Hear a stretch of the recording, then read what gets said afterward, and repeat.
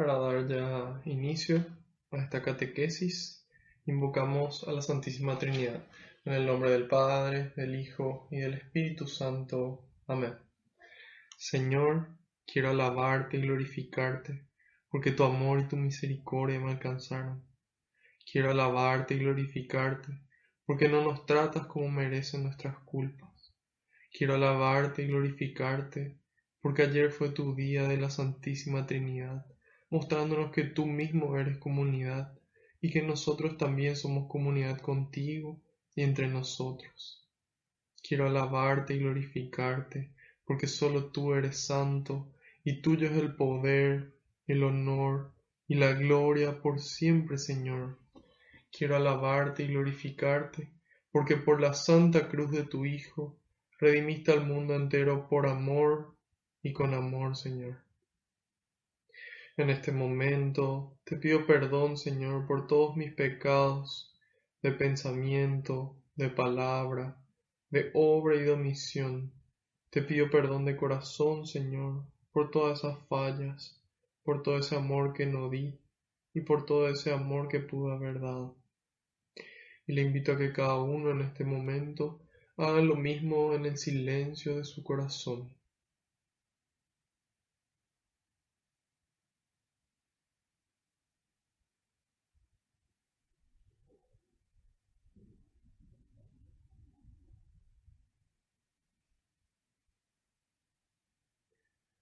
Te pido, Señor, que se cumpla tu palabra.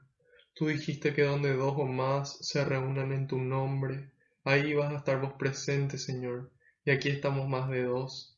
Y sabemos que aunque no te podamos ver, tú estás aquí contento, muy contento, Señor, de que podamos compartir un poco más de tu palabra, un poco más de tu mensaje, un poco más de tu persona, Señor, que podamos conocerte un poco más. Te pido, Jesús, que tú vayas por delante, que puedas allanar los caminos, que puedas arar la tierra de nuestra mente y nuestro corazón, para que esta semilla que se va a sembrar, que es tu palabra, pueda dar fruto y fruto en abundancia. En algunos el 30, en otros el 60 y en otros el 100%, Señor. En este momento, Jesús, quiero entregarte cada una de las intenciones que aquí los reunidos traemos en el corazón. Te quiero entregar, Señor, en este momento todos esos pedidos de oración que recibimos, todas esas angustias, esas tristezas, esos miedos, esas dudas que tenemos. Todo eso te lo entrego, Señor, de la mano con nuestras alegrías, con nuestras gracias, con nuestras bendiciones, con nuestros sueños y nuestros proyectos, porque no hay mejor lugar que tus manos. Te las entrego, Señor, porque sé que tú los recoges con alegría y se los entregas al Padre para que le conceda a cada uno esa gracia que está necesitando, a su debido tiempo y acorde a su voluntad. Glorias y alabanzas sean dadas a ti, por los siglos de los siglos. Amén. Ahora invoquemos al Espíritu de la verdad, a ese Espíritu de sabiduría, al Espíritu Santo. Y para eso les pido que repitan después de mí. Espíritu Santo, vacíame de mí y lléname de ti hasta rebosar. Espíritu Santo, vacíame de mí y lléname de ti hasta rebosar. Una última vez. Espíritu Santo, vacíame de mí y lléname de ti hasta rebosar. Que así sea. Amén. Ahora les pido que en un momento de silencio intercedan por mí ante el Padre, para que todo lo que transmita sea su voluntad a través de las palabras del Hijo, y que sea el Espíritu Santo el que obre con intensidad en mí y en ustedes también.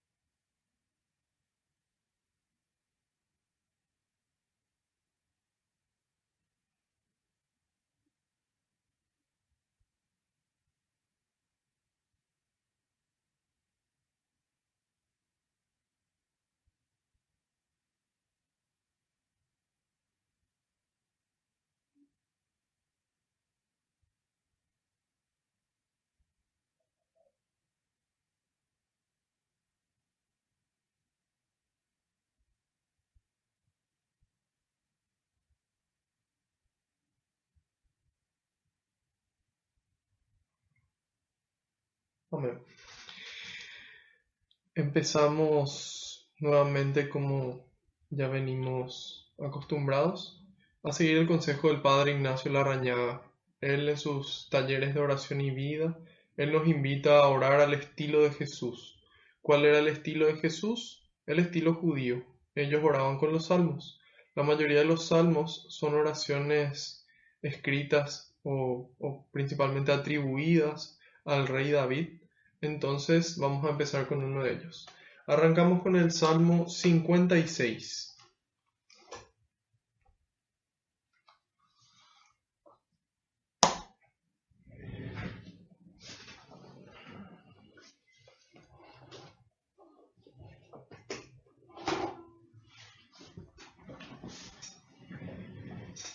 Salmo 56.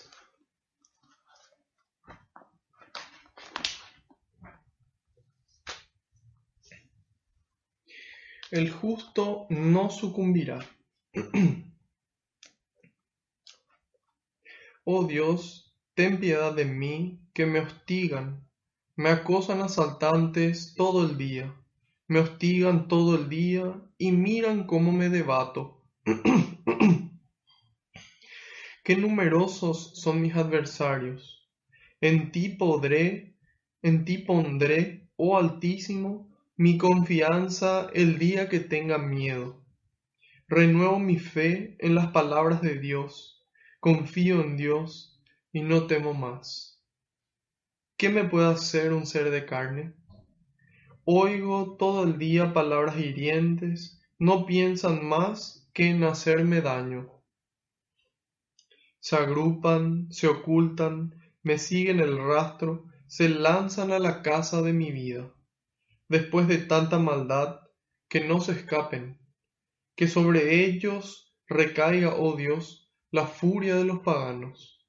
Tú contaste mis disgustos, recogiste mis lágrimas en tu odre. Retrocederán mis enemigos el día que te invoque. Sé muy bien que Dios está conmigo. Mi fe renuevo las palabras de Dios. Tengo fe en la palabra del Señor. Confío en Dios y no temo más. ¿Qué puede hacerme un hombre? No me olvido, oh Dios, de mis promesas. Te ofreceré sacrificios para darte gracias, porque me sacaste de la muerte. No dejaste que diera un paso en falso. En presencia de Dios, seguiré caminando a la luz de los vivos. Palabra de Dios, te alabamos, Señor. Bueno, este salmo número 56 se titula El justo no sucumbirá. Es importante que aquí dice que el justo no sucumbirá. No dice que el justo no tendrá problemas, de que el justo no estará triste, de que el justo no tendrá miedo, sino que en esas situaciones él podrá salir victorioso por su confianza depositada en Dios. Y empieza diciendo, oh Dios, ten piedad de mí que me hostigan, ¿sí? No es, Señor, yo declaro, yo impongo que, que mis enemigos desaparezcan, ¿sí? No, no es esa la actitud correcta o la actitud más conveniente para referirnos a Dios, para acudir a Dios. Y dice, oh Dios, ten piedad de mí, ¿sí? Entonces en esos momentos de debilidad es cuando tenemos que invocar al Señor para pedirle que tenga piedad de nosotros, de nuestra debilidad, de nuestra flaqueza, y que Él nos dé la fuerza que necesitamos para vencer la tentación. Y dice, oh Dios, ten piedad de mí que me hostigan, me acosan asaltantes todo el día, me hostigan todo el día, y mira cómo me debato, ¿sí? En aquel entonces, cuando el rey David escribe este salmo, él se encontraba en una época de guerra, entonces él se refería principalmente a sus enemigos físicos, ¿sí? Nosotros, como ya repetimos vez tras vez, las enseñanzas del Señor a través de San Pablo en la carta a los Efesios del capítulo 6, en donde nos dice que nuestra batalla no es contra enemigos de carne y sangre, es decir, dejemos de querer luchar contra las personas, ¿sí? Las personas no son nuestros verdaderos enemigos. Las personas no son las que pueden hacer que nuestra alma termine en un lugar donde no queramos. En cambio, los enemigos espirituales sí. Entonces, nosotros estamos luchando en este combate espiritual. Y aquí nos dice, me acosan asaltantes todo el día, me hostigan todo el día.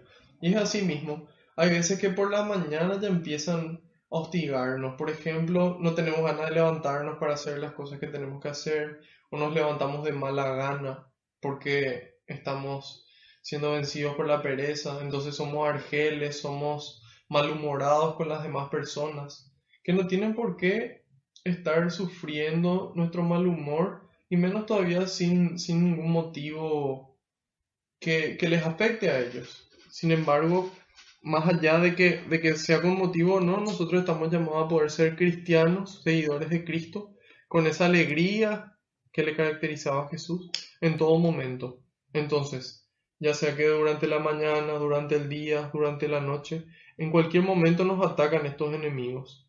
Otras veces son otros enemigos, son la soberbia, que no nos permiten ver que nos equivocamos o no nos permiten pedir perdón. También puede ser la avaricia, que estamos todo el tiempo concentrados en conseguir más dinero, ¿sí? Y en ese afán dejamos de compartir con nuestra familia, con nuestros amigos y con esa gente que en realidad lo que necesita es nuestra presencia y no nuestro dinero.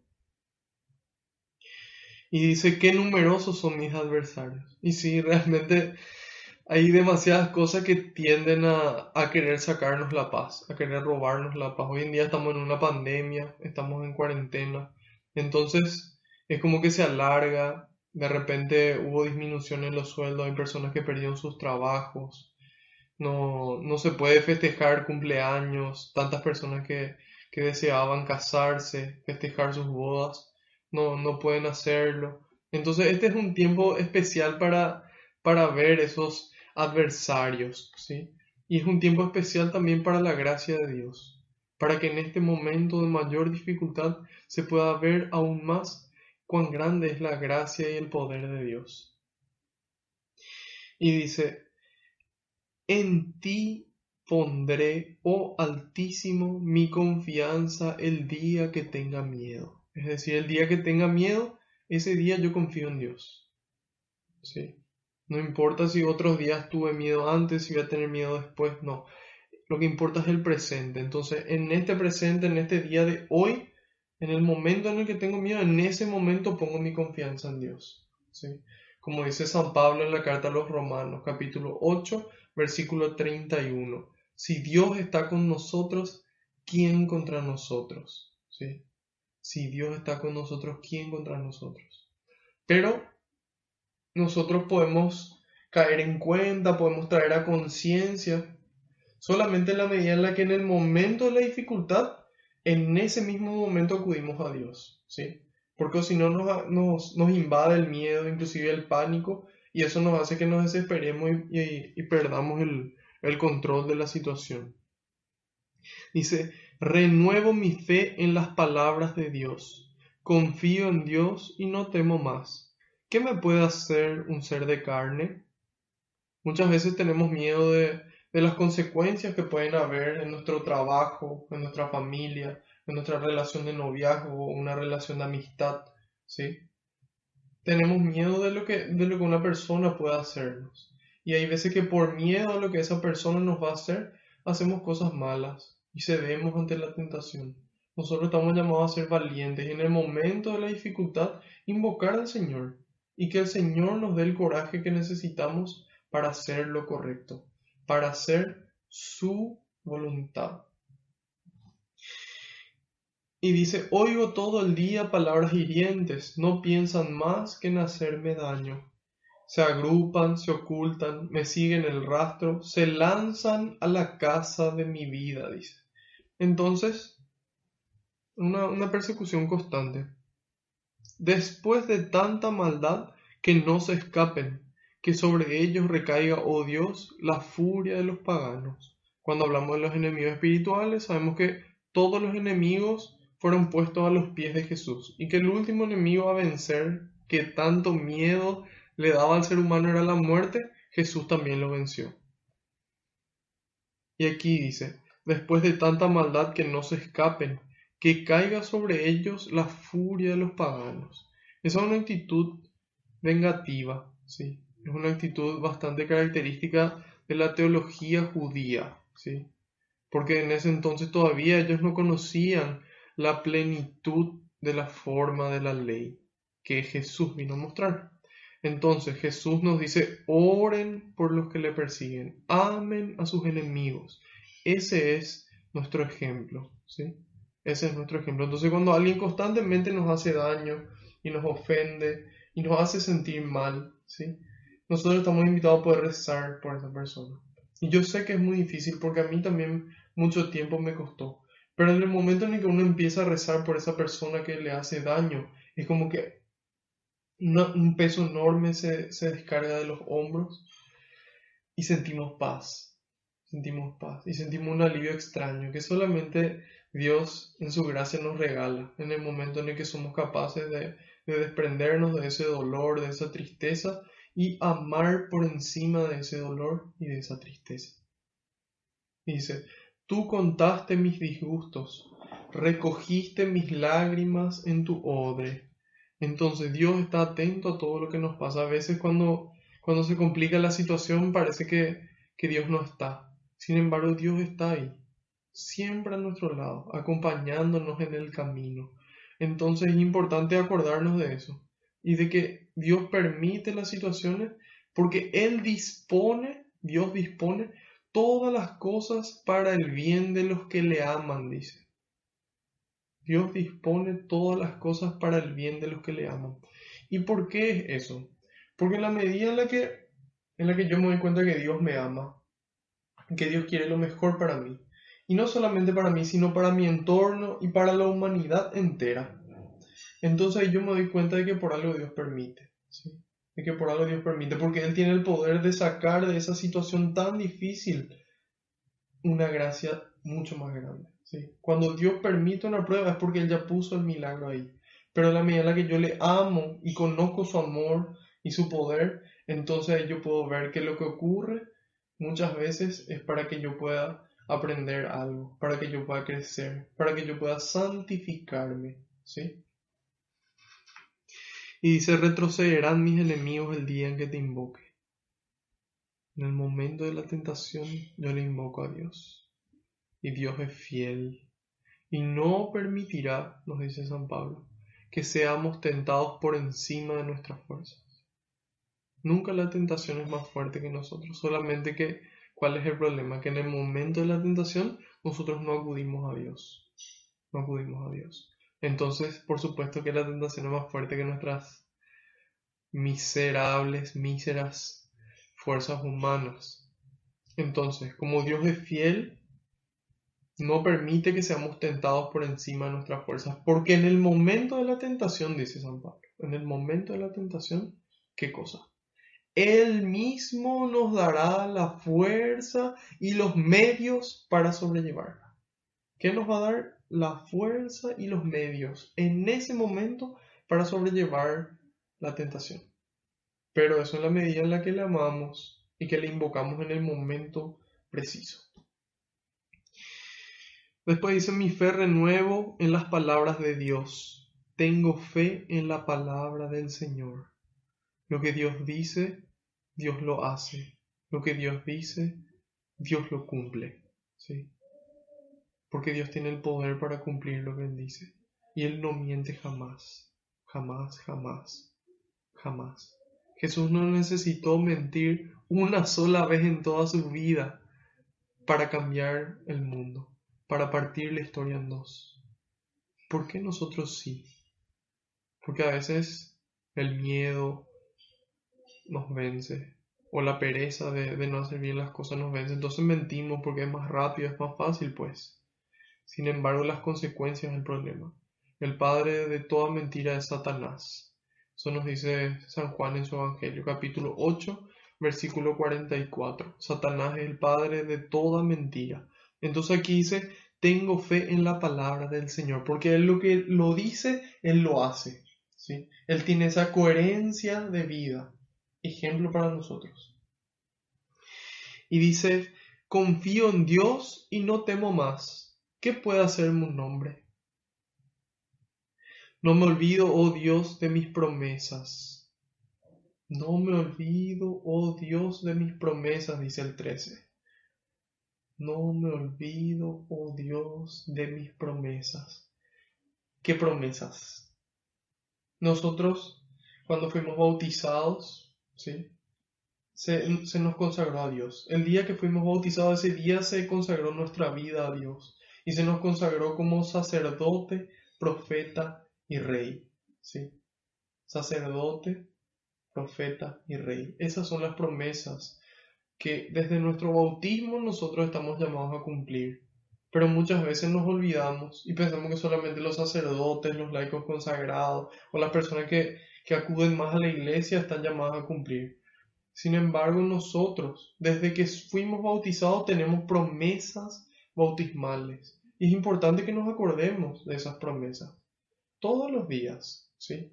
Nosotros somos sacerdotes porque el sacerdote es el encargado de hacer el sacrificio a Dios. ¿Qué sacrificio? Nuestra propia vida. Profeta, el profeta que hace anuncia el reino de Dios con su palabra y con sus actos. Y finalmente reyes. ¿Reyes de qué? De uno mismo, ¿sí? Reyes de uno mismo, que no me controle el deseo de poder, que no me controle el deseo del placer, que no me controle el deseo del dinero, ¿sí? Tener ese dominio propio, que es un fruto del Espíritu Santo. Entonces, en la medida en la que yo oro, me conecto con Dios, Dios me va regalando sus gracias a través de la oración, de los sacramentos, de su palabra. Entonces dice, no me olvido, oh Dios, de mis promesas. No nos olvidemos de nuestras promesas, vos y yo. Acordémonos de lo que le prometimos a Dios. Y más todavía si hicimos la confirmación como apóstoles de Cristo, ¿sí? Como testigos de su amor. No nos olvidemos. Te ofreceré sacrificios para darte gracias. Todo nuestro amor, nuestra alegría, nuestra sonrisa, nuestra paciencia, nuestra búsqueda de justicia. Porque me sacaste de la muerte, ¿sí? Dios nos sacó de la muerte, Dios nos rescató. Él pagó el precio más alto por el esclavo. El rey muere por el esclavo, ¿sí? Entonces, Él nos salvó de la muerte. Dice, no dejaste que diera un paso en falso. En la medida en la que yo hago caso a la recomendación de Santo Tomás Moro. ¿Qué decía Santo Tomás Moro? Si es que nosotros rezáramos antes de pensar y antes de actuar, nos ahorraríamos muchas estupideces, dice él, ¿sí? ¿Por qué? Porque en la medida en la que yo rezo, esa oración me calma, me trae paz. Y luego yo empiezo a pensar en las consecuencias de mis actos y después recién obro. Entonces eso me genera a mí la virtud de la prudencia, ¿sí? Y entonces en la medida en la que yo conozco la palabra de Dios, esa palabra me va purificando la conciencia y hace que yo pueda caminar de forma más prolija, que pueda caminar de forma más segura, ¿sí? Porque es Dios mismo el que va guiando cada paso. El problema es que a nosotros nos gusta hacer al revés. A nosotros nos gusta actuar directamente, hacer lo que nosotros queremos, después pensar, reflexionar lo que hicimos mal y después pedirle perdón a Dios y al prójimo. Entonces, el consejo que hoy nos da el Señor es que podamos primero rezar, luego pensar y luego hacer para no dar pasos en falso, ¿sí? Entonces nos evitamos sufrimiento para nosotros y sufrimiento para el prójimo. Y finalmente dice, en presencia de Dios seguiré caminando a la luz de los vivos. En presencia de Dios. En presencia de Dios. Nosotros cuando le amamos mucho a alguien, tal vez nuestra familia, nos gusta caminar en su presencia, ¿sí? Y cuando ya no están, les extrañamos. Así también puede ser nuestra novia, nuestra esposa, puede ser un amigo, puede ser algún maestro, ¿sí? Entonces nos alegramos al caminar en la presencia de esa persona. Y cuanto más no deberíamos de alegrarnos de poder caminar en la presencia de Dios, en esa persona que nos creó, en esa persona que nos ama y que nos conoce más que nosotros mismos y aún así nos ama. Entonces, qué alegría debería darnos el poder caminar en presencia de Dios a la luz de los vivos, dice, ¿sí? Entonces no esperar hasta el final de nuestra vida para ponernos en presencia de Dios y arreglar las cosas que no están en su lugar. Es este el momento. Entonces, haciendo un resumen de todo este salmo, dice: el justo no sucumbirá. ¿Por qué? Porque en el momento de la dificultad, él confía en el Señor. En el momento de la dificultad, él acude a Dios. ¿Sí? Él reza, él ora. Entonces recibe la gracia y la fuerza para vencer a la tentación, para vencer al miedo y cualquier otro enemigo que pueda presentarse. Pasamos al capítulo 22 del Evangelio de San Lucas.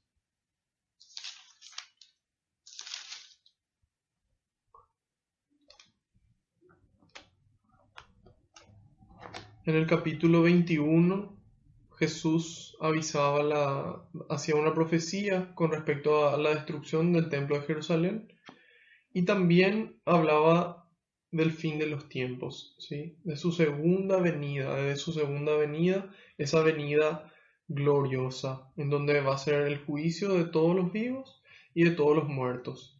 Y ahí él nos daba unos consejos en el 21:34, capítulo 21, versículo 34, decía: cuiden de ustedes mismos, es decir, estén atentos, cuídense de ustedes y cuídenle al prójimo, que no les agarre de improviso, que no les agarre de improviso. Entonces, si nosotros vivimos amando todos los días de nuestra vida, vivimos esforzándonos por construir el reino de Dios aquí en la tierra, entonces, cuando el Señor nos llame, vamos a poder acudir tranquilos, ¿sí? No de improviso, que no nos sorprenda, como el famoso examen sorpresa. ¿Qué examen, verdad? Entonces, es importante para eso prepararse. Cada día preparar la mochila con esos actos de amor. Y nos dice: estén vigilando y orando en todo momento. Es decir, en el momento en el que en el momento en el que nos distraemos, en ese momento damos el paso en falso, ¿sí? Entonces es importante permanecer atentos, velar en oración. Y ahí nos daba el ejemplo de que Jesús enseñaba, él hacía todo lo que tenía que hacer y después se apartaba y pasaba la noche en oración, en oración con el Padre. Una vez que termina estas enseñanzas, vamos a ver la traición de Judas.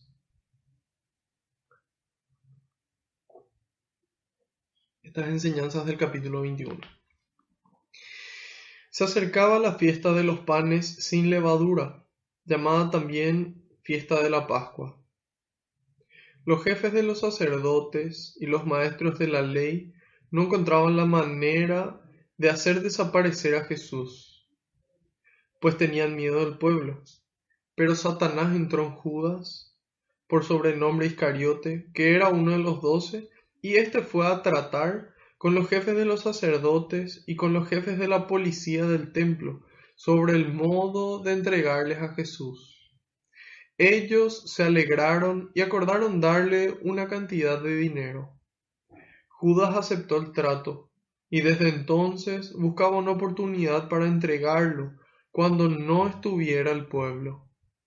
Llegó el día de la fiesta de los panes sin levadura, en que se debía sacrificar el cordero de Pascua.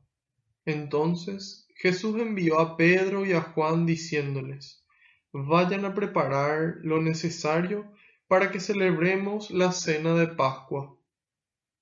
Le preguntaron: ¿dónde quieres que la preparemos? Jesús les contestó: cuando entren en la ciudad, les saldrá al encuentro un hombre que lleva un jarro de agua. Síganlo hasta la casa donde entre y digan al dueño de la casa: el maestro manda a decirte: ¿dónde está la pieza en la que comeré la Pascua con mis discípulos? Él les mostrará una sala grande y amueblada en el piso superior. Preparen allí lo necesario. Se fueron pues, hallaron todo tal como Jesús les había dicho y prepararon la Pascua. Llegada la hora, Jesús se puso a la mesa con los apóstoles y les dijo: yo tenía gran deseo de comer esta Pascua con ustedes antes de padecer, porque les digo que ya no la volveré a comer hasta que sea la nueva y perfecta Pascua en el reino de Dios. Jesús, aceptando una copa, dio gracias y les dijo: Tomen esto y repártanlo entre ustedes, porque les aseguro que ya no volveré a beber del fruto de la vid hasta que llegue el reino de Dios. Después tomó pan y dando gracias, lo partió y se los dio diciendo: Esto es mi cuerpo, que es entregado por ustedes. Hagan esto en memoria mía. Hizo lo mismo con la copa después de cenar, diciendo: Esta copa es la alianza nueva sellada con mi sangre, que es derramada por ustedes. Sepan que la mano del que me traiciona está aquí conmigo sobre la mesa. El Hijo del Hombre se va por el camino trazado desde antes, pero pobre del hombre que lo entrega. Entonces empezaron a preguntarse unos a otros quién de ellos iba a hacer tal cosa. Luego comenzaron a discutir sobre quién de ellos era el más importante. Jesús les dijo: Los reyes de las naciones las gobiernan como dueños, y los mismos que las oprimen se hacen llamar bienhechores. Pero no será así entre ustedes. Al contrario, el más importante entre ustedes debe portarse como si fuera el último, y el que manda como si fuera el que sirve. Porque ¿quién es más importante? ¿El que está a la mesa o el que está sirviendo? El que está sentado, por supuesto. Y sin embargo yo estoy entre ustedes como el que sirve. Ustedes son los que han permanecido conmigo compartiendo mis pruebas. Por eso les doy el reino como mi Padre me lo dio a mí, haciéndome rey. Ustedes comerán y beberán a mi mesa en mi reino, y se sentarán en tronos para gobernar a las 12 tribus de Israel. Simón, Simón, mira que Satanás ha pedido permiso para sacudirlos a ustedes, como trigo que se limpia. Pero yo he rogado por ti, para que tu fe no se venga abajo. Y tú, cuando hayas vuelto, tendrás que fortalecer a tus hermanos. Pedro dijo: Señor, estoy dispuesto a ir contigo a la prisión y a la muerte. Pero Jesús le respondió: Yo te digo, Pedro, que antes de que cante hoy el gallo, habrás negado 3 veces que me conoces. Jesús también les dijo: Cuando les envié sin cartera, ni equipaje, ni calzado, ¿les faltó algo? Ellos contestaron: Nada. Y Jesús agregó: Pues ahora el que tenga cartera, que la tome, y lo mismo el equipaje, y el que no tenga espada, que venda el manto para comprarse una. Pues les aseguro que tiene que cumplirse en mi persona lo que dice la Escritura: Ha sido contado entre los delincuentes. Ahora bien, todo lo que se refiere a mí está llegando a su fin. Ellos dijeron: Mira, Señor, aquí hay 2 espadas. Él les respondió: Basta ya. Palabra del Señor. Gloria a ti, Señor Jesús. En estas 2 perícopas, en donde primero vimos la traición de Judas y en la segunda la perícopa, la cena del Señor. Una perícopa es un título en la Biblia. Vamos a dar hasta ahí, que sería hasta el versículo 38. Del 39 al 71 daremos el próximo lunes, Dios mediante y por delante. Entonces, ¿qué ocurre con Jesús? Cuando nosotros leemos especialmente el Evangelio de Lucas, que fue una investigación de San Lucas, discípulo de San Pablo, él hace una investigación y narra los hechos de forma ordenada, ¿sí? Entonces empieza con la anunciación del ángel y la encarnación de Jesús, luego la pérdida y hallazgo del niño Jesús en el templo, luego el bautismo de Jesús en el Jordán, y continúa con la predicación y la enseñanza de Jesús en su vida pública, esos últimos 3 años de su vida, en donde él estuvo predicando el reino y obrando milagros para que la gente crea de que el reino verdaderamente llegó, para que ese mensaje que él predicaba es verdadero, es auténtico. Finalmente, ¿qué ocurre? Ocurre que cuando uno quiere hacer bien las cosas, las personas que no quieren hacer bien salen al paso, ¿sí? Entonces las intenciones que tenía Jesús y las enseñanzas, muchas de ellas, no iban acorde a las enseñanzas y a los intereses que tenían estas otras personas. Entonces ocurre lo inevitable, ¿sí? Ocurre lo inevitable, la, la muerte de Jesús, ¿sí? En donde Jesús nos aclara de que a él no lo asesinan, de que lo que ocurre con él no es una ejecución romana, ¿sí? Sino que es una donación de su vida. Él dice, yo tengo el poder, ¿sí? Yo tengo el poder para entregar mi vida y para recobrarla. Nadie me la quita, sino que yo la entrego libremente. Tengo el poder para entregarla, dice Jesús, y tengo el poder para recuperarla también. Este es el mandato que he recibido de mi Padre. Entonces, ¿cómo puede ser que este sea el mandato de Dios? ¿Cómo puede ser este el mandato? Ocurre de que Dios conoce los corazones, ¿sí? Y Dios ve qué iba a pasar. Él ve que desde el momento en el que, en su infinita sabiduría, Él se da cuenta de que el momento en el que se encarna Jesús y empieza a enseñar todas las cosas como son y a vivirlas, de que eso iba a generar en algunas personas un enojo, una envidia, y que eso iba a llevar a una reacción que iba a terminar en la muerte. Entonces Jesús en oración, Él puede discernir que la voluntad del Padre era que Él entregue su vida, ¿sí? Ese es el mandato, que Él entregue su vida. ¿Para qué? Para poder instaurar una nueva liberación, para poder llevar a cabo la victoria máxima sobre la muerte. Entonces, empieza, como dijimos, con la predicación de Jesús y después Jesús sube a Jerusalén para que se cumpla la voluntad del Padre.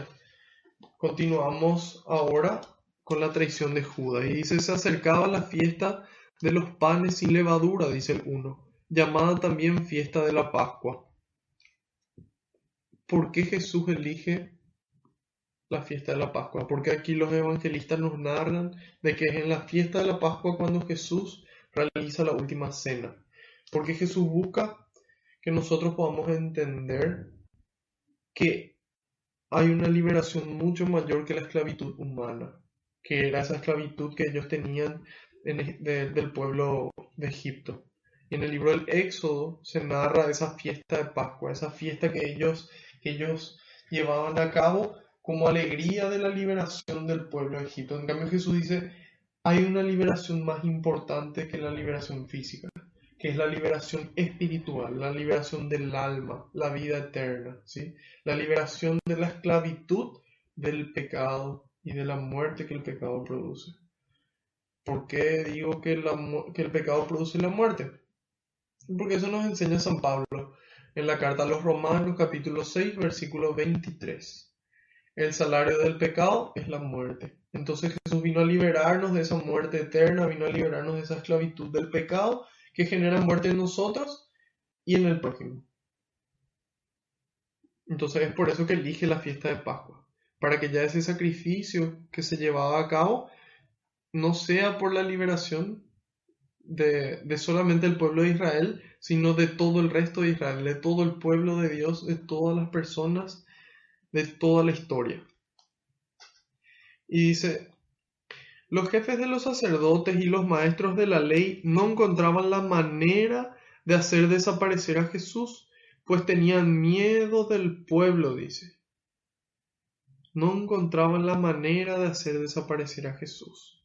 Entonces, dice, pero Satanás entró en Judas, por sobrenombre Iscariote, dice en el 3, que era uno de los 12, y éste fue a tratar con los jefes de los sacerdotes y los jefes de la policía del templo sobre el modo de entregarles a Jesús. Entonces, ¿qué ocurre? Aquí dice que Satanás entró en Judas. ¿Eso significa de que Judas estuvo poseído en ese momento? ¿O a qué se refiere? Se refiere a que Satanás entró en Judas porque Judas le abrió la puerta. ¿Sí? Judas le abrió la puerta. El demonio no puede entrar en nuestras vidas si nosotros libremente no le abrimos la puerta. ¿Sí? Para que una persona pueda llegar a estar poseída por el demonio, es necesario que ella haya abierto una puerta. ¿Sí? Entonces, ¿en qué medida Satanás entra en nuestras vidas y se convierte en el rey de nuestras vidas? En la medida en la que nosotros le abrimos la puerta y él entra. ¿Sí? Entonces, aquí nos damos cuenta que ellos desde afuera intentaban entregar a Jesús, pero fue desde adentro donde pudo ser realmente certero el golpe, ¿sí? Porque es desde adentro, nos dice Jesús, es desde adentro de donde sale el mal, ¿sí? Es desde adentro. En el capítulo 7 del Evangelio de San Marcos, en los versículos del 20 al 23, dice lo siguiente: lo que sale del hombre es lo que contamina al hombre, lo que sale del hombre. Lo que sale de mí es lo que me contamina, lo que sale de vos es lo que te contamina. Porque de dentro, dice, de dentro, así como Judas estaba dentro de la comunidad, desde dentro, del corazón de los hombres salen las malas intenciones, dice. Y nos cita algunas Jesús: fornicaciones, robos, asesinatos, adulterios, avaricias, maldades, fraude, libertinaje, envidia, lujuria, injuria, insolencia, insensatez. Todas estas perversidades salen de dentro y contaminan al hombre, ¿sí? Entonces ahí nos damos cuenta de qué ocurrió, ¿sí? Judas le abre las puertas a Satanás a través de la avaricia, porque por dinero le traiciona a Jesús. Y ahí es como que él se puso a negociar con la tentación, ¿sí? Y muchas veces nosotros nos ponemos a negociar con la tentación. Y eso es un negocio muy, muy peligroso, ¿sí? Porque generalmente termina vendiéndonos lo que nos quiere vender. Es por eso que cuando nosotros rezamos el pésame, decimos pésame Dios mío, y al final decimos: y prometo firmemente evitar toda ocasión próxima de pecado. Prometo firmemente no pecar más y evitar toda ocasión próxima de pecado. ¿Sí?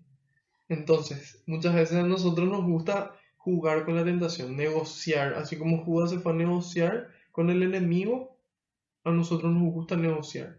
Y Dios en el Génesis, imagínense, en el primer libro de la Biblia, no, ya le dijo a Adán y Eva, a nuestros primeros padres, les dijo: de este árbol no comas y ni siquiera lo toques, le dicen. Imagínense, Dios conociendo que nosotros tocamos y queremos comer después. Entonces le dicen: no lo comas y ni siquiera lo toques, ¿sí? Entonces, no negocies con la tentación, ¿sí? No negociemos con la tentación. Yo también suelo negociar con la tentación a veces y es malo, generalmente termina venciendo. Otras veces, por gracia de Dios, en ese momento en el que estamos negociando, Dios derrama un torrente de gracia y podemos escapar, ¿sí? Sin embargo, Dios nos invita a ser precavidos, a no negociar con la tentación. Y hay veces que negociamos porque acá dice: se fue a negociar con los jefes de los sacerdotes y los jefes de la policía, ¿sí? Esos eran los fariseos, y los jefes de la policía probablemente eran los levitas, si no me equivoco. Dice sobre el modo de entregarles: ellos se alegraron, dice, y acordaron darle una cantidad de dinero, ¿sí? Entonces el enemigo se alegra cuando nosotros negociamos con él, ¿sí? Y dice: y acordaron darle una suma de dinero. Judas aceptó el trato, dice. Judas aceptó el trato. Judas aceptó el trato. Y eso somos nosotros cuando negociamos con la tentación y decimos: bueno, voy a caer, ¿sí? No, esta tentación es más fuerte que yo. y caemos. Y ahí el enemigo se alegra. ¿Y por qué? En este caso, él le traicionó por dinero a Jesús. Nosotros, ¿por qué le traicionamos a Jesús? A veces pagando una coima, otras veces robándole al que tiene menos, ¿sí? Hoy estamos en una situación a nivel país y a nivel mundial en donde muchos gobernantes se están aprovechando de esta situación para hacerse de dinero ellos. Y por dinero le traicionan a Dios y a sus principios y a toda la gente que le eligió, ¿sí? Entonces muchas veces por dinero, hay veces que por dinero le traicionamos a nuestra familia. ¿Cuántas personas se pelean por la herencia de sus padres? ¿Sí? Yo por eso prefiero no sé, no tener nada. Y lo único que le heredo a mis hijos es la fe. ¿Sí? Entonces, darle a ellos todas las herramientas que ellos necesitan para que ellos puedan salir adelante. ¿Sí? Entonces, es por eso tan importante lo que estamos diciendo. ¿Sí? De no caer en la tentación, de no negociar. ¿Por qué le traicionamos al Señor? A veces por dinero, otras veces por poder, ¿sí? Por ocupar un lugar, un cargo, un puesto, por poder, otras veces por placer, ¿sí? Por placer le traicionamos al Señor, traicionamos ese amor que tan grande es por nosotros, que decidió subir a una cruz, ¿sí? Y estar colgado 3 horas en esa cruz a punto de morir asfixiado por nosotros. Ese es el amor de nuestro Señor. Y nosotros traicionamos ese amor por momentos de placer, a veces físicos, otras veces psicológicos, ¿sí? No solamente hablamos del placer sexual, otras veces hablamos del placer que se obtiene a través de las drogas, otras veces el placer que se obtiene a través de la adrenalina, ¿sí? Hay muchos placeres que ponen en riesgo nuestra vida, ¿sí? Inclusive nuestra vida espiritual. Entonces es importante que podamos hacer una pausa, que podamos analizar por qué le traicionamos al Señor, por qué le traiciono yo, por qué le traicionamos vos a Jesús, ¿sí? Y poder hacer después como Pedro, darnos cuenta de la traición, arrepentirnos, sentir ese dolor de haberle fallado a ese Dios que tanto nos ama y volver a casa y esforzarnos por permanecer ahí, ¿sí? Por recuperar ese estado de gracia, vivir en estado de gracia, recuperar ese reino de los cielos aquí en la tierra. Y dice que Judas aceptó el trato y desde entonces buscaba una oportunidad para entregarlo cuando no estuviera el pueblo, dice. Y ahí nos damos cuenta, cuando nosotros queremos hacer nuestras macanadas, cuando nosotros queremos hacer nuestro, nuestro pecado, ¿sí? Nosotros lo hacemos a escondidas, así como Judas, no queremos que nadie se entere, ¿sí? Sin embargo, Dios todo lo ve y a Él le duele, ¿sí? A Dios le duele porque Él espera que nosotros la amemos también, ¿sí? Entonces, es importante que podamos hacer las cosas como si fuera que todo el pueblo nos está viendo siempre, ¿sí? Y siempre conscientes de que Dios nos está viendo y de que inclusive eso pequeño, bueno que hacemos también lo ve Dios y que nada va a quedar sin recompensa. Pero no hacerlo por la recompensa, por supuesto, hacerlo por ese amor que sentimos hacia Dios, ¿sí? Después dice, llegó el día de la fiesta de los panes sin levadura, en que se debía sacrificar el cordero de Pascua. Entonces ahí se sacrificaba ese cordero, pero en la antigüedad ese sacrificio era un sacrificio que se hacía por el pueblo, ¿sí? Se hacía por el pueblo en alegría, por la liberación. En cambio ahora el sacrificio ya no va a ser un animal, sino que va a ser la sangre de nuestro Señor, ¿sí? La sangre de Jesucristo. Y dice, entonces Jesús envió a Pedro y a Juan. A mí me gusta mucho poder hacer las pausas, poder degustar la palabra de Dios, poder sentir, ¿sí? Y cada detalle que tiene. Por ejemplo, aquí dice Jesús envió a Pedro y a Juan, ¿sí? No le envía a cualquiera, le elige a esas dos personas. ¿A quién le envía Jesús? A esos dos más cercanos, ¿sí? A Pedro y a Juan. Hoy el Señor nos envía a nosotros, a vos y a mí. Nos envía a cumplir la voluntad de Dios, a construir el reino de los cielos. Y ahí ellos le preguntan, ¿dónde quieres que la preparemos? ¿Dónde quieres? En el 9. Y nosotros muchas veces hacemos nomás las cosas, no le preguntamos a Dios. ¿Sí? Al despertarnos no le preguntamos a Jesús, Jesús, ¿dónde querés que sirva hoy? Jesús, ¿dónde querés que ame hoy? ¿Sí? Y el Señor en oración nos va a revelar qué quiere de nosotros, en nuestra familia, en nuestro trabajo, en todas partes. ¿Dónde quieres que preparemos? ¿Dónde quieres que sirvamos hoy? Preguntarle al Señor. Preguntarle al Espíritu Santo. Buen día, Espíritu Santo. ¿Qué quieres que haga hoy? ¿Qué puedo hacer hoy por el reino de Dios? Y ahí Jesús les contesta. Jesús nos contesta. Siempre nos contesta. Y dice, cuando entren en la ciudad, les saldrá al encuentro un hombre que lleva un jarro de agua. Síganlo hasta la casa donde entre y digan al dueño de la casa, el maestro manda a decirte, dice en el 11. El maestro manda a decirte. Entonces, ¿qué es lo que nosotros tenemos que decir? ¿Qué es lo que tenemos que predicar? Lo que el maestro nos dice. No mi opinión, no lo que yo pienso, no lo que yo creo, lo que yo siento. No. Yo no estoy aquí sentado transmitiendo lo que yo quiero, lo que yo pienso, lo que yo siento. ¿Sí? Yo estoy transmitiendo lo que Dios quiere que nosotros transmitamos. ¿Y cómo yo puedo saber eso? Por dos cosas. Primero, por la oración. ¿Sí? En oración yo le pido al Espíritu Santo que me muestre qué es lo que yo tengo que transmitir. Segundo, porque yo me baso en la palabra de Dios. En la palabra de Dios, pero no interpretada como a mí se me antoja, sino basada en el magisterio de la iglesia, en la enseñanza de los padres de la iglesia, de los doctores de la iglesia, de los papas, de sacerdotes, ¿sí? Que ayudan a nosotros a poder entender el mensaje del maestro, ¿sí? Entonces de esa forma lo que yo transmito no es lo que Marco quiere, lo que a mí se me ocurre, ¿sí? Sino lo que el maestro quiere. El maestro manda a decirte, dice. Entonces yo procuro y hago mi máximo esfuerzo por transmitir lo que Jesús quiere transmitir, ¿sí? Y para ello, oración, que el Espíritu Santo ilumina, y las enseñanzas de la iglesia sobre la palabra de Dios. Yo medito la palabra de Dios, oro y después leo los comentarios, ¿sí? Entonces en base a todo eso yo transmito lo que el maestro quiere que yo diga, ¿sí? No lo que yo en mi voluntad quiero decir. El maestro manda a decirte, ¿dónde está la pieza en la que comeré la Pascua con mis discípulos? Él les mostrará una sala grande y amueblada en el piso superior. Preparen allí lo necesario. En el 13, se fueron pues, hallaron todo tal como Jesús les había dicho y prepararon la Pascua.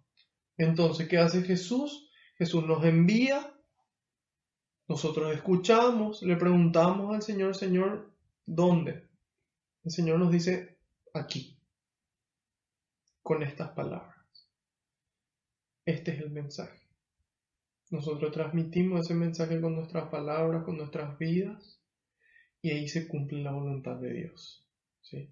Cuando nosotros hacemos lo que Dios nos pide, se cumple la voluntad de Dios al pie de la letra, así como dice aquí. Se fueron, hicieron lo que Jesús le dijo y lo encontraron todo así como estaba.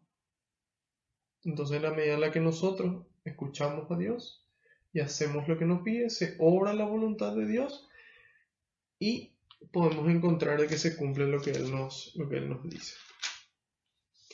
En el 14 dice, llegada la hora, Jesús se puso a la mesa con los apóstoles. No antes, no después. En oración nuevamente Jesús puede discernir el momento en el que Él tiene que entregar su vida. Antes nosotros leemos en el Evangelio como varias veces le quisieron matar. Sin embargo, Él se escapaba, Él huía, ¿sí? Se escabullía entre la gente. ¿Y por qué? Porque Él en oración podía discernir cuál era el momento para hacer las cosas. El Padre le revelaba su voluntad a través del Espíritu Santo en oración, ¿sí? Porque Jesús, siendo verdadero Dios, también era verdadero hombre. Entonces la oración era la forma en la que él discernía. Y dice, él discernió que en este momento era el momento de entregarse. Entonces dice, llegada la hora. ¿Cómo supo? Por la oración. Nosotros estamos invitados a ser personas de oración. ¿Qué implica eso? Por lo menos media hora por día. media hora por día, nuestra media hora santa, ¿sí? Donde no hacemos otra cosa, no estamos manejando, no estamos escuchando, no estamos corriendo, no. Estamos dedicándole tiempo a Dios. Entonces ahí podemos ver qué es lo que Dios nos pide, qué es lo que Él quiere que hagamos, ¿sí? ¿Quién es la persona que nos necesita? Entonces, en ese momento podemos actuar en tiempo y en forma. Llegada la hora, dice el 14, Jesús se puso a la mesa con los apóstoles y les dijo, yo tenía gran deseo de comer esta Pascua con ustedes antes de padecer. Imagínense que alguien quiera comer con nosotros, ¿verdad? O sea, un amigo, un familiar, alguien muy querido por nosotros.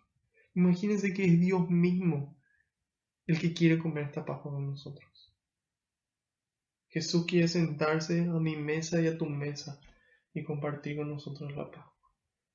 Y no solamente poco, dice, yo tenía un gran deseo, dice, Dios quiere muchísimo que vivamos en estado de gracia y que nos vayamos a ese banquete que es la misa, a esa fiesta del cielo acá en la tierra, a comer. Y Él tiene un gran deseo de que así sea.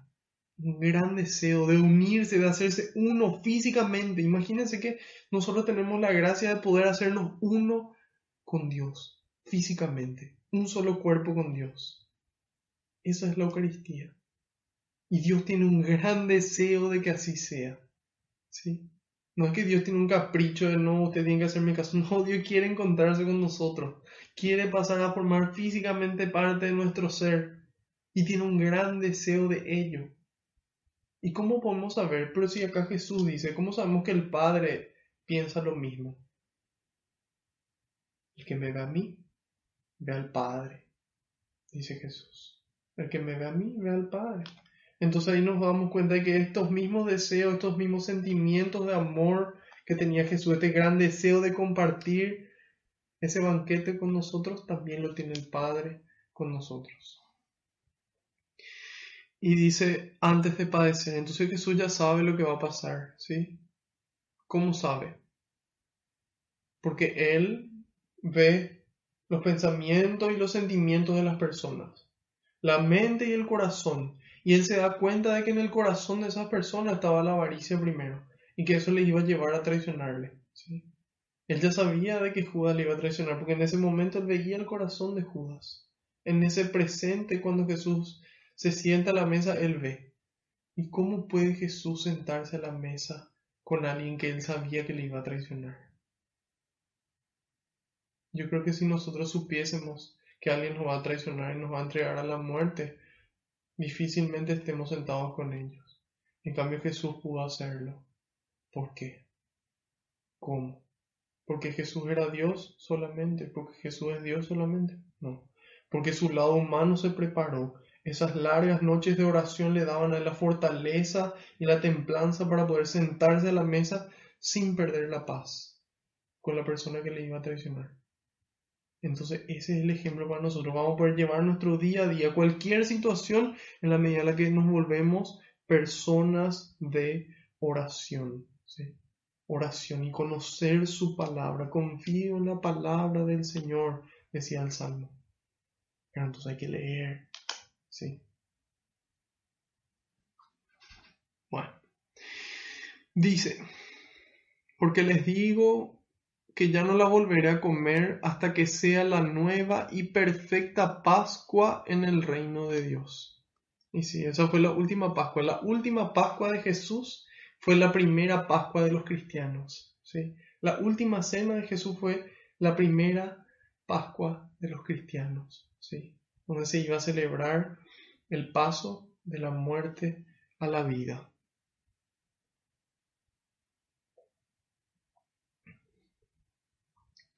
Y dice después, Jesús aceptando una copa dio gracias y les dijo, tomen esto y repártanlo entre ustedes, porque les aseguro que ya no volveré a beber del fruto de la vid hasta que llegue el reino de Dios. Entonces, ¿qué es lo primero que Jesús hace? Da gracias. ¿Qué significa que él dio gracias? Significa que él era consciente, él se daba cuenta de que es un regalo de Dios el poder vivir esa experiencia. Qué regalo más grande que poder redimir a la humanidad entera. Entonces aquí dice, Jesús dio gracias. La misa significa envío, ¿sí? Así como le envió Pedro. Pero antes del envío hay una acción de gracias. La Eucaristía, la palabra Eucaristía viene del griego Eucaristía y significa acción de gracias, ¿sí? Una acción de gracias a Dios. Entonces recibimos este alimento y somos enviados, así como Pedro y Juan. Y ahí dice, tomen esto y repártanlo entre ustedes, porque les aseguro que ya no volveré a beber. Y ahí repite lo mismo. Y después dice, esto es mi cuerpo, que es entregado por ustedes. Hagan esto en memoria mía. Este es un momento fundamental del Evangelio, porque Jesús en este momento instituye dos cosas en la última cena, que nosotros celebramos el Jueves Santo de la Semana Santa. Instituye la Eucaristía, instituye el orden sacerdotal. Cuando le dice, hagan esto en memoria mía, a sus apóstoles les dice, ok, continúen haciendo esto ustedes. Vamos a profundizar en este momento eucarístico porque es fundamental, especialmente para nosotros los católicos y para toda persona que busque la verdad. Nos vamos al capítulo 6 de San Juan, en el versículo 50 al 58. Y dice, aquí tienen el pan que baja del cielo, para que lo coman y ya no mueran. Yo soy el pan vivo que ha bajado del cielo, porque se encarnó. El que coma de este pan vivirá para siempre. El pan que yo les daré es mi carne, y lo daré para la vida del mundo. Los judíos discutían entre sí, ¿cómo puede darnos este a comer su carne, a comer carne? Jesús les dijo, en verdad les digo, que si no comen la carne del Hijo del Hombre y no beben su sangre, no tienen vida en ustedes. ¿Qué pasa? Jesús dice, yo soy el pan vivo bajado del cielo, yo les daré a comer mi carne. Imagínense, los judíos ni siquiera podían comer cerdo de lo impuro que era. Imagínense si tenían que comer carne y beber sangre humana. Eso era canibalismo, ¿sí? Dice, ¿cómo puede darnos a beber y a comer su sangre?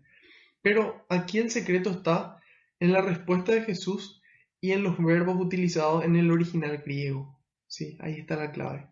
Dice en el 54, el que come mi carne y bebe mi sangre, vive de vida eterna y yo lo resucitaré el último día, dice. Escuchen bien. El que come mi carne y bebe mi sangre, vive de vida eterna y yo lo resucitaré el último día. Mi carne es verdadera comida y mi sangre es verdadera bebida. El que come mi carne y bebe mi sangre permanece en mí y yo en él. Como el Padre que es vida me envió y yo vivo por el Padre, así quien me come, vivirá por mí, dice. Este es el pan que ha bajado del cielo, pero no como el de vuestros padres, que comieron y después murieron. El que coma este pan vivirá para siempre, dice. Todavía no les dije nada nuevo. Es probable que ya hayan escuchado este evangelio antes. Lo nuevo es que hasta el versículo 53 en griego utiliza el verbo phagein para comer, phagein, que es el mismo verbo que se utilizaba, por ejemplo, en Ezequiel 3:1, cuando le dice come este rollo y le mandó a que coma las escrituras, ¿sí? Pero en ese entonces no se refería a comer las escrituras, porque Ezequiel no se morfó todos los no sé cuántos pergaminos que tenía la escritura, ¿sí? Él entendió de que era en sentido figurado, ¿sí? No era en sentido literal. Entonces, hay gente, como por ejemplo nuestros hermanos separados, nuestros hermanos esperados, me gusta también llamarles porque nosotros esperamos realmente que se pueda dar esa unidad de la iglesia. Entonces, nuestros hermanos esperados, que nuestros hermanos esperados dicen de que no es en sentido literal, ¿sí? De que no se produce la transubstanciación, el milagro eucarístico, donde el pan deja de ser pan y se convierte en el cuerpo de Cristo y la sangre, perdón, el vino, se convierte en la sangre de Cristo.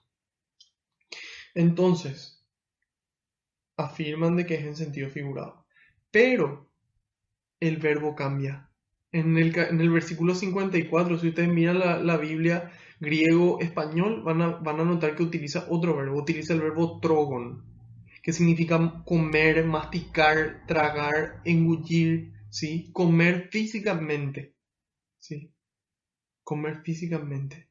Por eso que después dicen, ¿pero quién puede tolerar esto? Dicen, ¿verdad? Porque no se imaginan, no entienden en ese momento qué es lo que ocurre. ¿Cómo podemos comer, masticar físicamente su carne? ¿Sí? Pero el problema es que lo que ellos no entendían es que cuando Jesús dice, esto es mi cuerpo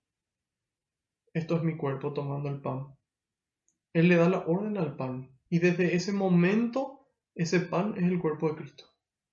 Porque Dios es todopoderoso y le ordena ese pan. Y dice, esto es mi cuerpo y de ese momento es. Porque como dijimos antes, lo que Dios dice, Dios lo hace y tiene el poder para hacerlo. ¿Sí? Esto es mi cuerpo, se convierte en el cuerpo de Cristo.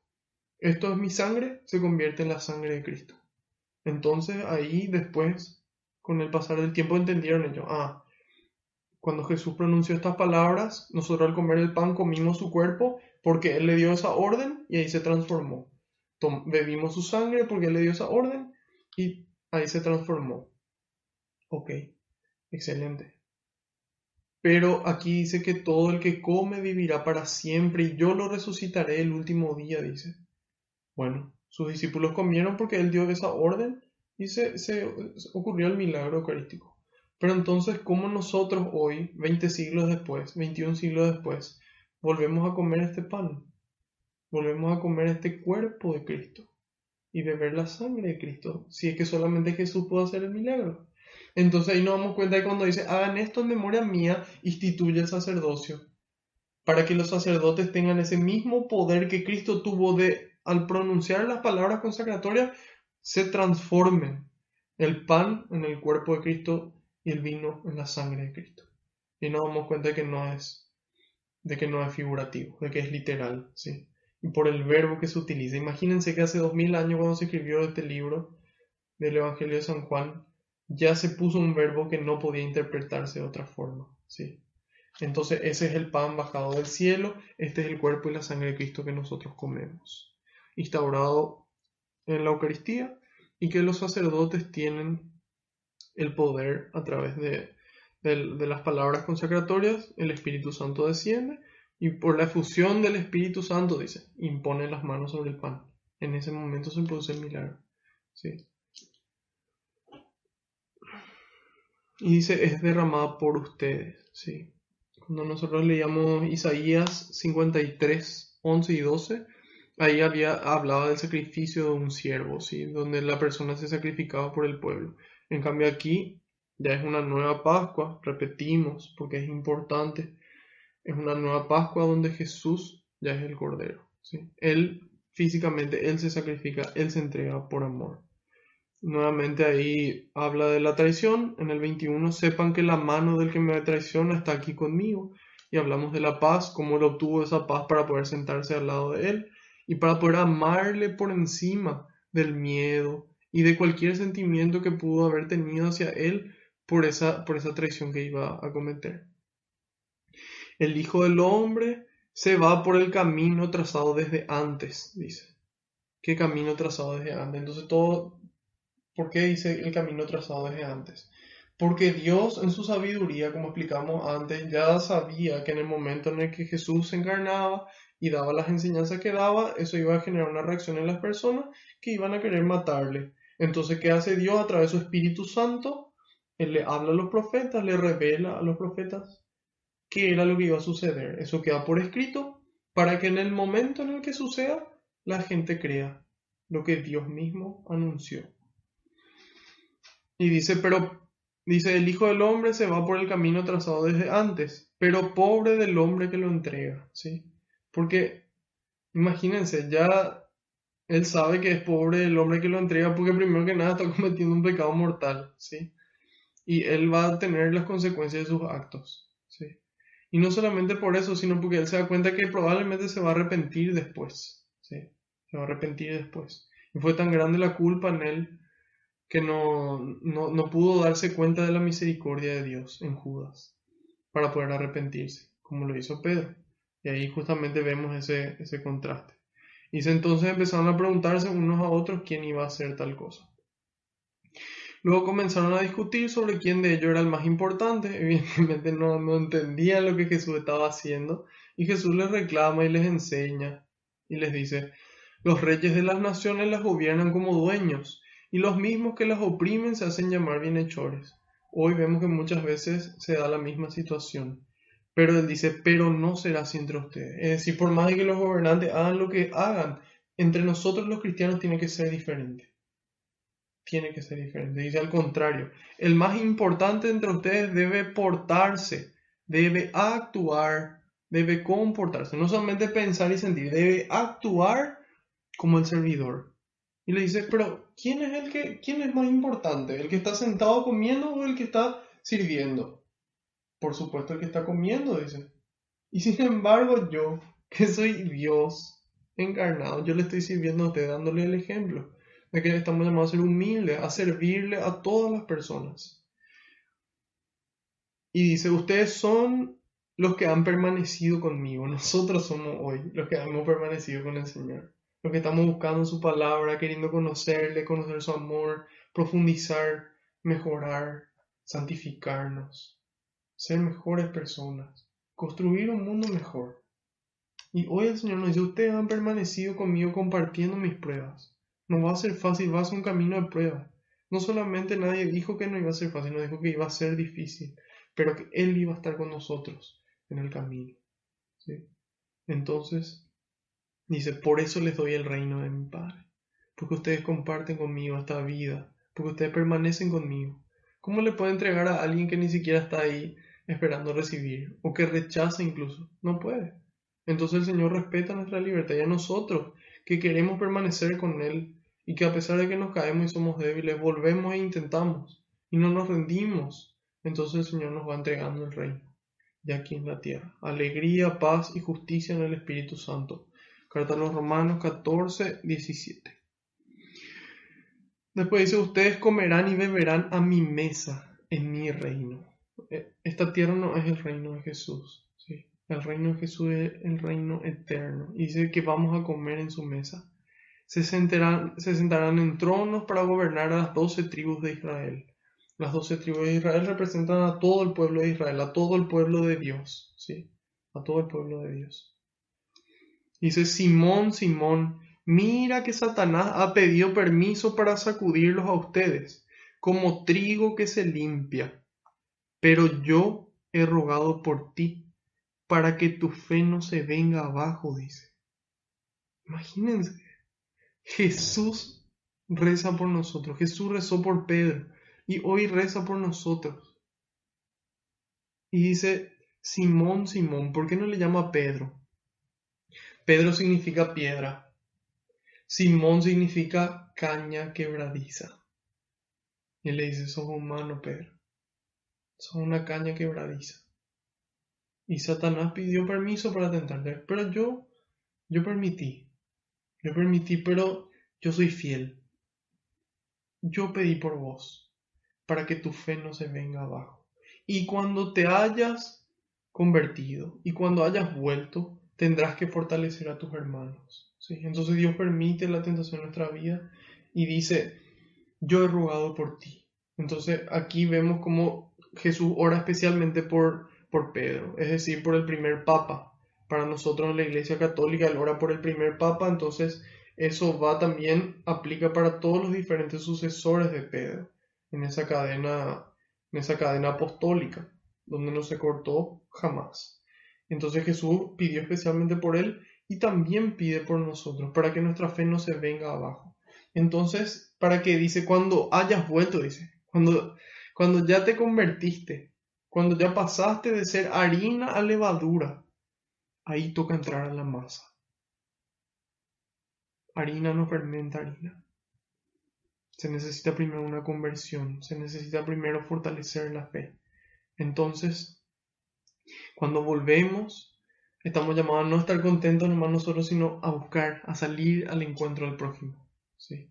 Una vez que estamos fortalecidos en la fe, a salir al encuentro, a fortalecer al otro, porque Jesús reza por nosotros, ¿sí?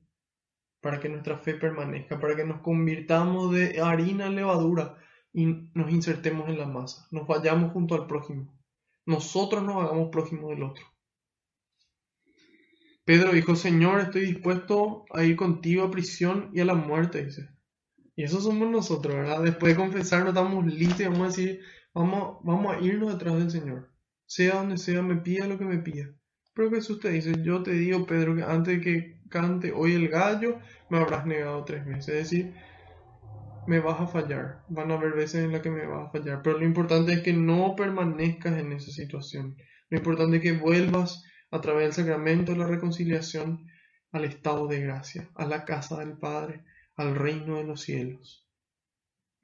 Y ahí Jesús les dice: cuando les envié sin cartera, ni equipaje, ni calzado, ¿les faltó algo? Entonces hoy el Señor nos pregunta, te pregunta a vos, me pregunta a mí: cuando yo te envío, ¿te faltó algo? Y nosotros vamos a poder responder así como ellos: nada, nada, Señor. Y Jesús agregó: pues ahora el que tenga cartera que la tome, y lo mismo con el equipaje. Y el que no tenga espada que venda el manto para comprarse una, dice. Dice que venda el manto. Antes era: yo les envié sin nada y no les faltó nada. Pero dice: pero ahora es momento de vender el manto y comprar una espada, dice. Y ellos entendieron atravesado. Ellos le dicen: aquí hay 2 espadas, Señor. Y Jesús le dice: basta ya. Basta de violencia. Este no es el camino. Y no entendieron lo que les quise decir. ¿A qué se refería con vender el manto y comprar una espada? Vender el manto es nuestra persona, es renunciar a nuestro ser, ¿sí? El manto le representaba a la persona. También, de cierta forma, esa comodidad de estar nomás acá bajo mi manto tranquilo, ¿sí? Y a comprar una espada, esa espada del reino de los cielos, la palabra de Dios, para construir el reino de Dios, para combatir contra las fuerzas del mal que mencionamos ya en el comienzo. Entonces, por eso dice: dejen de lado sus comodidades, dejen de lado su egoísmo y combatan contra el mal, con amor y por amor. Pues les aseguro que tiene que cumplirse, ha sido contado entre los delincuentes.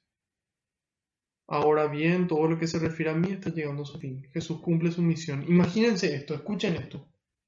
Jesús dice: yo subo al Padre y ustedes, nos dice a nosotros, harán las mismas obras que yo y aún mayores, porque yo subo al Padre y desde ahí les enviaré el Espíritu Santo. Imagínense, Jesús nos dice a vos y a mí que vamos a hacer las mismas obras que Él, los mismos milagros, las mismas sanaciones, el mismo amor, y aún mayores, milagros aún mayores que lo que Jesús hizo. Y Jesús dijo, y Jesús es la verdad, así que Él no miente. Pero en la medida en la que permanecemos en oración, y el Espíritu Santo obra en toda su potencia dentro de nuestro templo. Entonces ahí nos dice: en cuanto a mí ha llegado a su fin, porque Él hasta ahí llegó su trabajo cumpliendo la misión de las Escrituras, ¿sí? Y cumplió todas las Escrituras. Entonces, haciendo un resumen de todo este capítulo del Evangelio, Judas empieza traicionando a Jesús. Él lo traicionó por dinero. Hoy nos invita el Señor a pensar a ser sinceros, ¿sí? No es para sentirnos mal, sino para acordarnos de que siempre es buen momento para volver a la casa. Pero antes de volver hace falta un examen de conciencia. Pensar por qué le traicionamos al Señor. A veces por dinero, por poder, por placer. No sé. Eso es algo que vos tenés que hablarlo con Dios. Y que yo tengo que hablarlo con Él. Entonces darnos cuenta de que le traicionamos al Señor y de que eso le duele, ¿sí? Después Jesús nos envía primero la traición, después antes de que Pedro le traicione también le envía. Nos envía a nosotros a construir el reino. Nos toca a nosotros preguntarle: ¿qué quiere Señor hoy? ¿Dónde quiere Señor de que sirva? ¿Dónde quieres que ame? Ahí, en la medida en la que hacemos lo que el Señor nos responde, se cumple la voluntad de Dios en nuestras vidas. Se cumple ese plan perfecto del Señor para vos y para mí. Dice, llegada la hora, en el momento justo, después de haber discernido en oración, cumple la misión. A veces no nos gusta tanto, a veces nos cuesta, a veces nos duele, sin embargo es por el bien mayor, por el bien de nuestro entorno y de la humanidad entera inclusive. Entonces ahí instituye la Eucaristía y el sacerdocio, para después decir la actitud que tenemos que tener. El más importante que sea el más pequeño. Yo les doy el ejemplo, yo les muestro cómo. Síganme. Yo rezo por ustedes, yo rezo por su fe, para que una vez fortalecidos ustedes, vayan ustedes junto al prójimo. Conmigo no les va a faltar nada. Dejen las comodidades, salgan al encuentro, combatan contra el mal por amor y con amor. Estas son las palabras que el Señor nos dirige antes de vivir su pasión. Acojámosla con amor, acojámosla de la manera en la que más gloria se le dé a Dios. Entonces vamos a darle gracias a Dios. Señor, quiero darte gracias por este nuevo día, por esta oportunidad de compartir tu palabra, de compartir con todos estos hermanos, de servirte en tu presencia, Señor, de poder transmitir lo que tú quieres que digamos. Te doy gracias, Señor, por darnos el ejemplo, por mostrarnos que se puede, y que Dios derrama la gracia para vencer toda tentación. De que podamos, Señor, dejar de negociar con la tentación, que podamos tomar la firme decisión de permanecer en casa, de volver a la casa del Padre. Te pido, Señor, que todas las palabras que se pronunciaron puedan hacer eco en nuestra mente y nuestro corazón, y quedarse grabadas con el fuego de tu amor, con el fuego de tu espíritu, para llevarlas a la práctica, todos los días de nuestra vida. Amén. Te decimos todos juntos: Padre nuestro que estás en el cielo, santificado sea tu nombre, venga a nosotros tu reino, hágase tu voluntad en la tierra como en el cielo.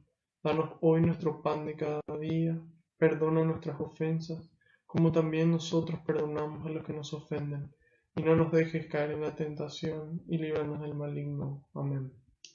Madre Santa, te damos gracias por acompañarnos en el camino. Te pedimos tu intercesión para que el Señor envíe más obreros a la viña, porque la cosecha es grande y los trabajadores son pocos. Gracias, Madre Santa, por mostrarnos cómo vivir el Evangelio, ejemplo de cristiana. Tú también viviste todas esas Pascuas posteriores con los apóstoles en Pentecostés. Tú sabes lo que es recibir a tu Hijo físicamente, de todas las formas. Te damos gracias por acompañarnos en el camino, por interceder por nosotros y mostrarnos el camino a Jesús para que podamos hacer lo que Él nos diga. Dios te salve María, llena eres de gracia, el Señor es contigo. Bendita tú eres entre todas las mujeres, y bendito es el fruto de tu vientre, Jesús. Santa María, Madre de Dios, ruega por nosotros los pecadores, ahora y en la hora de nuestra muerte. Amén. Haciendo caso al pedido del Papa, rezamos a San Miguel Arcángel. San Miguel Arcángel, defiéndenos en la batalla, sé nuestro amparo contra la perversidad y acechanzas del demonio. Reprímale Dios, pedimos suplicantes, y tú, príncipe de la milicia celestial, arroja al infierno con el divino poder a Satanás y a los demás espíritus malignos que andan dispersos por el mundo, para la perdición de las almas. Amén. Bajo tu amparo nos acogemos, Santa Madre de Dios. No desoyes las súplicas que te dirigimos en nuestras necesidades. Antes bien, líbranos de todo peligro, oh Virgen gloriosa y bendita. Ruega por nosotros, Santa Madre de Dios, para que seamos dignos de alcanzar las promesas y gracias de nuestro Señor Jesucristo. Amén. Gloria al Padre, al Hijo y al Espíritu Santo, como era en el principio, ahora y siempre, por los siglos de los siglos. Amén. María, auxiliadora de los cristianos, ruega por nosotros. Sagrado Corazón de Jesús, que en estos días va a ser tu día, en vos confío y espero. Que la paz y la alegría del Señor nos acompañen a todas partes. Amén. En el nombre del Padre, el Hijo y el Espíritu Santo. Amén. Si esta catequesis fue de bendición para ustedes, de crecimiento espiritual, les pido que por favor